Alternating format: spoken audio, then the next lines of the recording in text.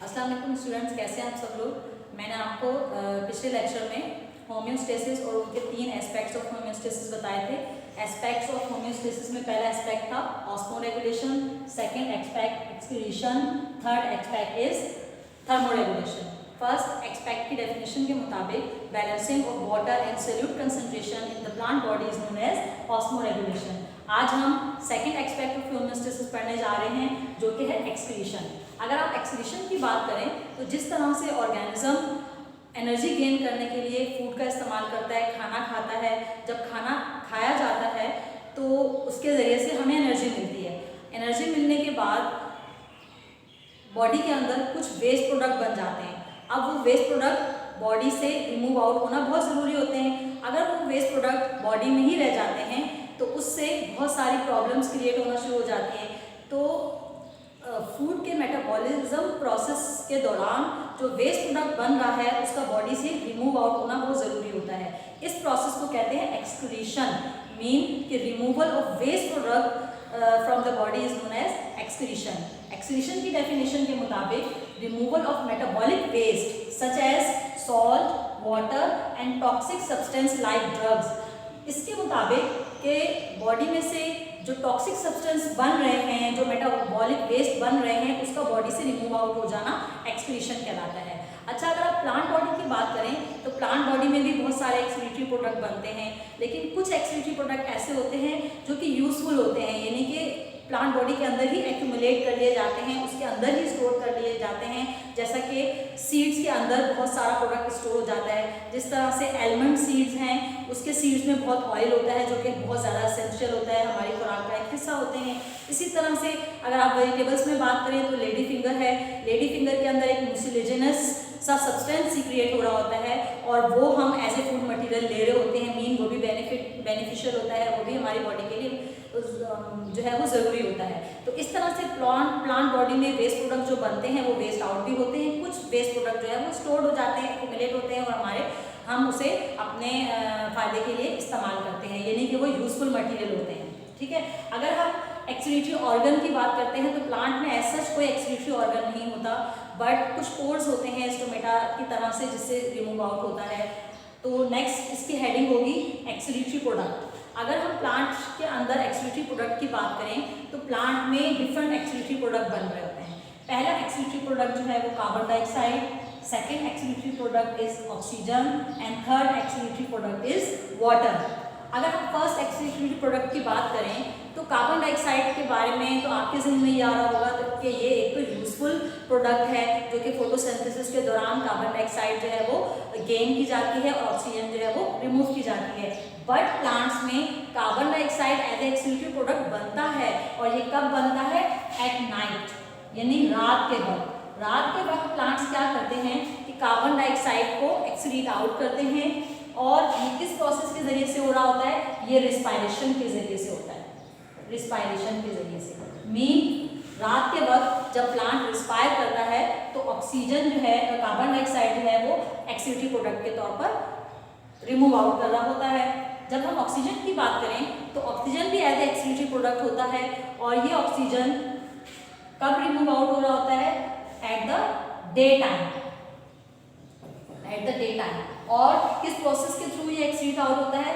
ये प्रोसेस कहलाता है फोटोसिंथेसिस। फोटोसिंथेसिस, ठीक है। तो कार्बन डाइऑक्साइड रिस्पायरेशन के थ्रू एक्सक्रीट आउट हो रहा है, बट कब? At the night time. इसी तरह से ऑक्सीजन फोटोसिंथेसिस के जरिए से रिमूव आउट हो रहा है एट द डे टाइम। अब हम वाटर की अगर बात करें तो पानी जो है वो प्लांट के अंदर एक्सक्रीटरी प्रोडक्ट के तौर पर भी बनता है। अब वाटर जो बन रहा है वो भी दो प्रोसेस के जरिए से बन रहा है। जो पहला प्रोसेस है वो है रिस्पायरेशन और दूसरा प्रोसेस है फोटोसिंथेसिस।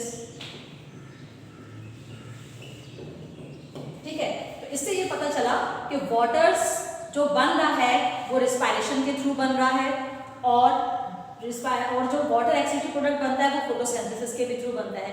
यहाँ पर ये वाले वाटर की बात हो रही है, वो पानी नहीं जो कि सॉइल से एब्जॉर्ब हो रहा है, बल्कि वो पानी जो कि फोटोसिंथेसिस और रिस्पायरेशन के दौरान बन रहा है वो वाटर एक्सक्रीटरी प्रोडक्ट है और वो एक्सक्रीट आउट किया जाता है प्लांट्स के जरिए से। ये 3 एक्सक्रीटरी प्रोडक्ट हैं। इसके अलावा भी प्लांट में कुछ एक्सक्रीटरी प्रोडक्ट पाए जाते हैं, जैसे कि लेटेक्स, रेजिन एंड गम्स वगैरह। ये 3 टर्म्स भी आपको याद रखने की ज़रूरत है कि ये इसके अलावा एक्सक्रीटरी प्रोडक्ट हैं। लेटेक्स जो है वो एक रबर जैसा सोल्यूशन होता है, एक रबरी मटेरियल होता है जो कि रबर प्लांट में पाया जाता है, वाइट कलर का होता है और रबर जैसी प्रॉपर्टीज़ रखता है। दूसरी चीज़ रेजिन है।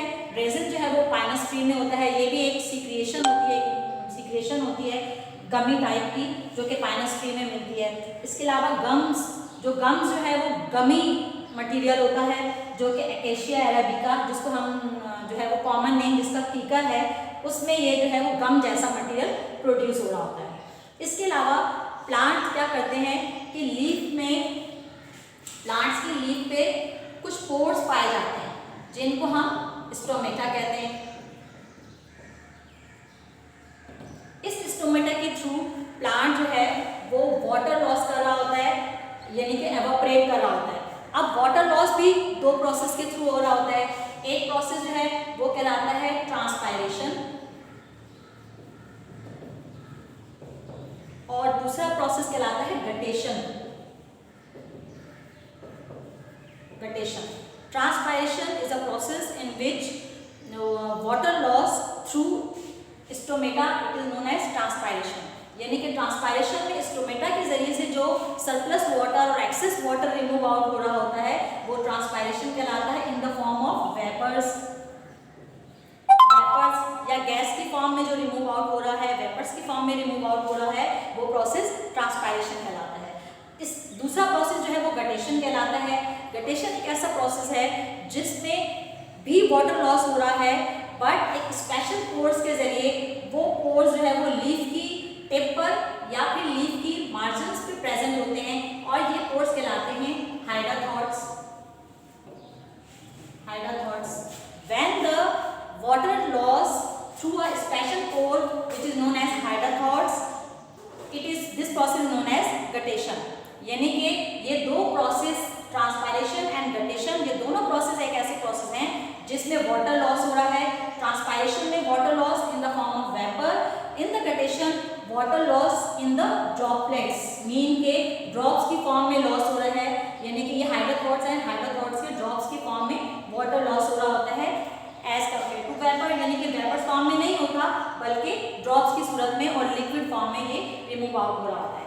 इसके अलावा एक्सक्रीशन इस तरह से भी होती है प्लांट्स में कि जब प्लांट्स में वेस्ट प्रोडक्ट बनते हैं तो उसकी लीफ के अंदर वो वेस्ट प्रोडक्ट एक्यूमुलेट होना शुरू हो जाते हैं, जमा होना शुरू हो जाते हैं, जिसके ऊपर जो है वो डिफरेंट ब्राउन कलर के, येलो कलर के पैचेस बनना जो है वो लीफ पर शुरू हो जाते हैं।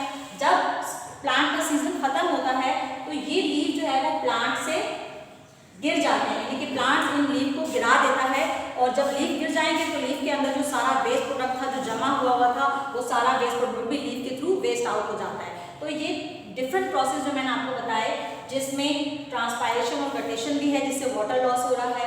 इसके अलावा लीफ के अंदर जो वेस्ट प्रोडक्ट एक्यूमुलेट हो रहा है, और जब वो लीफ गिर जाती हैं, जब वो लीफ जो है वो पत्ते झड़ते हैं, उस वक्त भी वेस्ट प्रोडक्ट जो है वो लीफ के साथ ही वो भी रिमूव आउट हो जाता है। तो ये मेरा एक्सक्रीशन का आज टॉपिक था। अब हम नेक्स्ट टॉपिक के साथ मिलेंगे आपसे, जो कि है थर्मोरेगुलेशन।